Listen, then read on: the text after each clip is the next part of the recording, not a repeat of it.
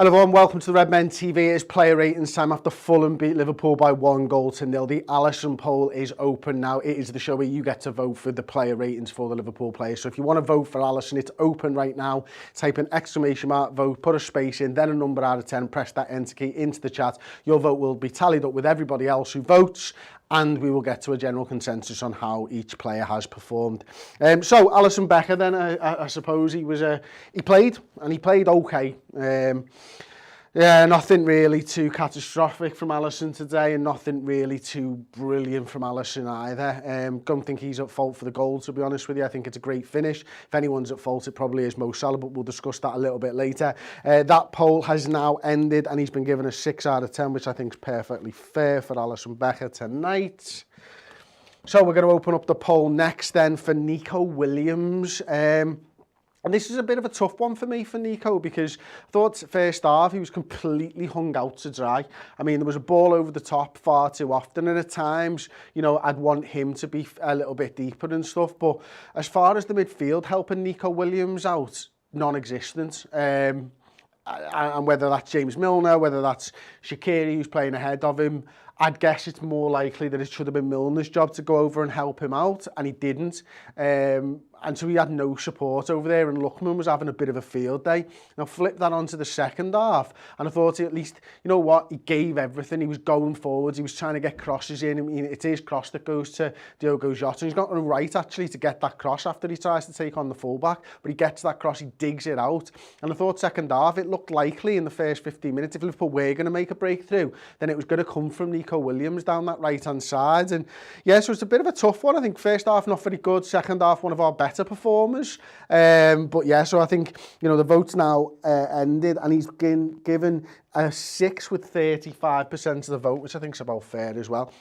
I don't think the back line did too badly, to be honest, and we're going to open up the poll next for Nathaniel Phillips. And again, much like Reese Williams, the two of them were okay. I think we knew about what Fulham were going to do, and if anything, you know, the difficulties that they had were to do with Fulham bypassing the midfield and playing that ball over the top, and then probably just following Klopp's orders of a high line, which at this point it's got to be Klopp's orders. It's got to be what the team is supposed to be doing, because otherwise they wouldn't be doing it. They'd just be dropping off a little bit, but they're not. So I can't pin too much blame on, you know, the ball being on over the top on the centre halves when they're clearly doing what the management team wants. For Nathaniel Phillips wins a lot of his headers again, as he always does. I think defensively he was okay and stuff like that. So yeah, I've got no major issues with Nat Phillips' performance here. Obviously, it's another new centre-back partnership. Is it? Maybe. I'm not sure. Maybe Reese Williams and Nat Phillips have played together. They've not played together a lot if they have played together. But it's definitely around about a 6 out of 10 performance from me for Nat Phillips once again. The vote has now ended, and it is indeed a 6 out of 10. So we'll open up the vote next for Reese Williams. And Reese, it's been a little while since he's actually played for us, hasn't it? You know, he's taken out of that firing line, and he's come back in because of an injury. Shock horror.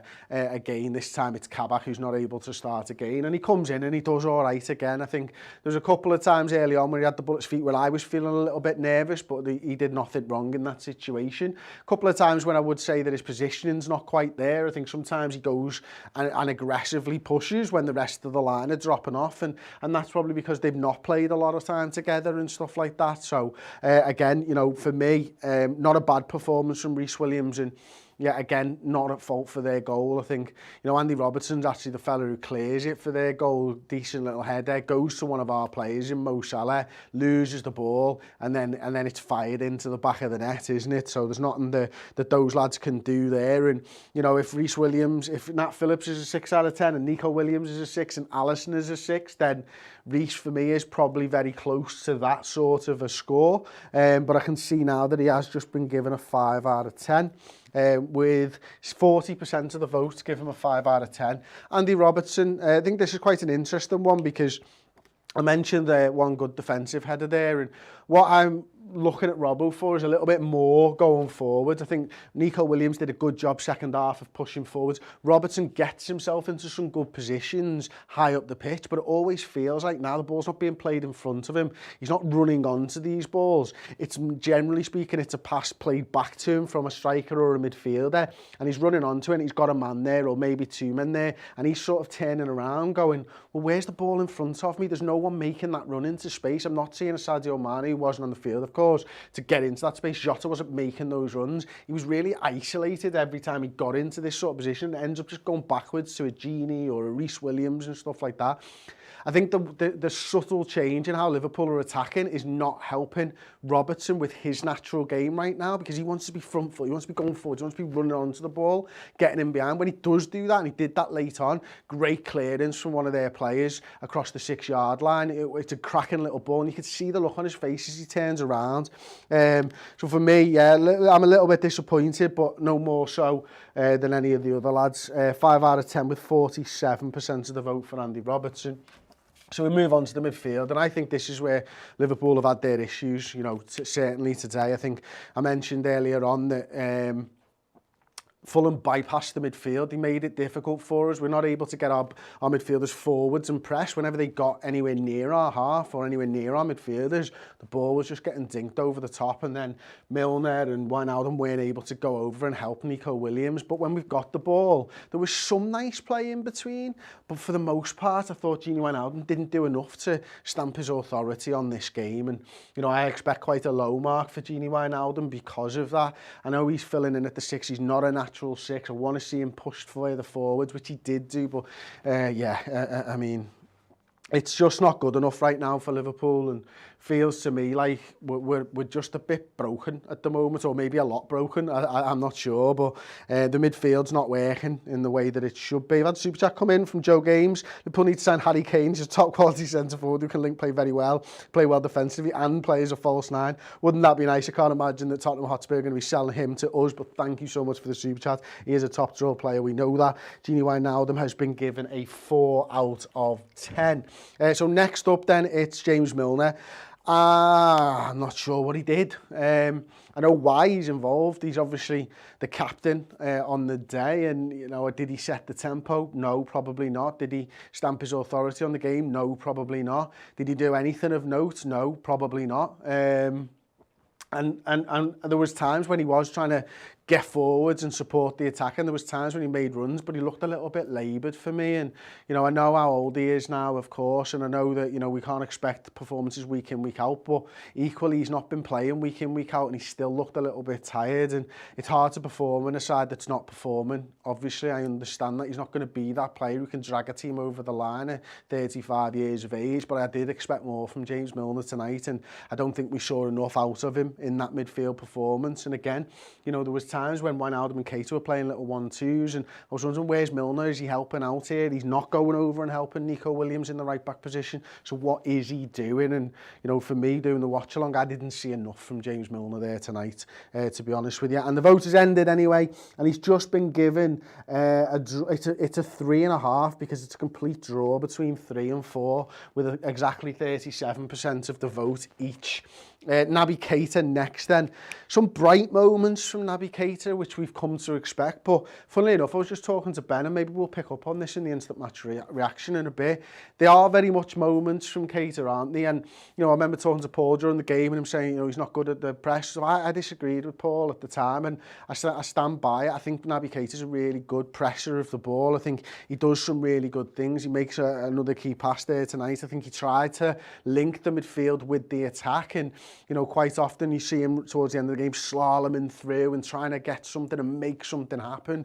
But they had that line, and it was encamped on the edge of their penalty area, and Liverpool just couldn't get past it. And it's been the same old story for the last few weeks, hasn't it? And it's been horrible to watch, and it's devastating as a Liverpool fan to see this. But right now, something fundamentally is lacking in this Liverpool side, and some of that's belief, some of that's players. Certainly a lot of it is fans and everything else, but the quality on the pitch just isn't there in the final third right now. But I do think that Naby performed better than Wijnaldum, and I do think he performed better than James Milner. And I can see that Naby's been given a 7 out of 10, which is a little high for my likings, but it is what it is. For the sake of it, I'd probably have just given him a 6 in that one. But you guys have voted 7, so that's fine. Next up then, Xherdan Shaqiri. 3 key passes on the night for Xherdan.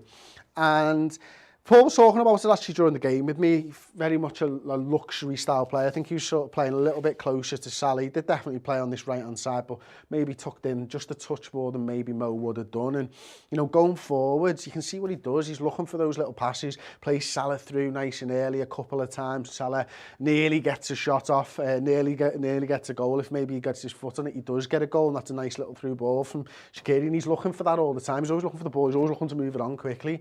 But what we're not getting out of him is, we got 3 key passes on the night, but we're not getting any work, help in these areas of the pitch. He's just non-existent in that regard. And so he can look tidy, he can look good when he's going forward, but if you're not doing the full thing that the team needs, that the system needs, then it can't be a good performance for me. And I'm looking at the votes now coming in, and I can see that you guys are probably agreeing in that sense, because he's got a 5 out of 10 in that one. So next up then is Diogo Jota. I was really excited to see Diogo come in fits and starts. He looked good in the game. I think the first half he was struggling a little bit to get involved. I think Shaqiri was very much looking for Mo Salah, and Jota was kind of like, where am I supposed to be? I mentioned before when Robertson was going forward, Jota wasn't really there for the pass. There was a couple of times when the ball was on over the top and he does well to control it. Nice little link up here and there. And, again, we are excited to see Diogo Jota, and he needs games and he needs to get minutes under his belt to get back up to fitness. He obviously has that incredible volley from Nico Williams, which is just one of the best saves I've seen for a long time from Areola, and that's what happens, isn't it? That's just the way of it right now, and we're just struggling massively to get anything and stick that ball in the back of the net, and Diogo looked maybe one of the most likely to do that. I don't know how many shots Liverpool had on target, but for the longest time Diogo Jota's was the only shot on target, and maybe Mane's header classes, if you can call it a shot on target rather than a pass back to the goalkeeper. But it is what it is. And it looks now with just a few seconds left, I can see votes coming in for 4s, 5s, 6s and 7s, but I'm pretty much guaranteed there that 6 out of 10 is going to be the mark for Diogo Jota, which leaves us just with Mohamed Salah. He was very lonely in this game, I think it's fair to say. I think we saw the best of Mo Salah in the first half, and not the best of Mo Salah, but in this performance he was a little bit better first half than he was second half, and after that I think he just struggled to find space. He can't buy a foul, he's getting pulled left, right and centre by defenders each and every week, and no one's giving him a foul. And it must be so disheartening for Mo to come into this game in every game and have exactly the same over and over again, and no protection from the referees. But you've just got to sort of suck it up and go again, and Mo didn't really do enough on the night for me today. He has 1 shot on target, I think 1 shot off target, that's about it, and it's a pretty, as I said, it's a lonely performance from Mo Salah there, isn't it? And again, Liverpool aren't good enough right now. Liverpool need someone to drag games over the line, and Mo Salah right now isn't that player. And yes, he's playing with 2 lads that he's not really played with in Xherdan Shaqiri and Diogo Jota, but he's got to do more himself as well in that regard. And he gets a 5 out of 10 with 30% of the vote. I'm not probably going to open up the vote for the others, because although that Sadio comes on 62, I think it is, for Georginio Wijnaldum, he didn't really do much apart from that crap header, to be honest with you. So yeah, I'll probably just give him a 5 out of 10. Fabinho, I was really pleased to see him come back into the centre of the park. Did he really do anything? No, probably not. So I'm going to just give him a 6 out of 10. And finally, Trent Alexander-Arnold. I've got some stats for Trent Alexander-Arnold, and I'm just going to pull them up on my phone while I talk about him, because I was actually shocked at this, and I do feel like it needs to be read out in its entirety. So please bear with me on this one. But Manchester United are 1-0 up against City. I've just found out, wow, that happened quickly. Bloody hell.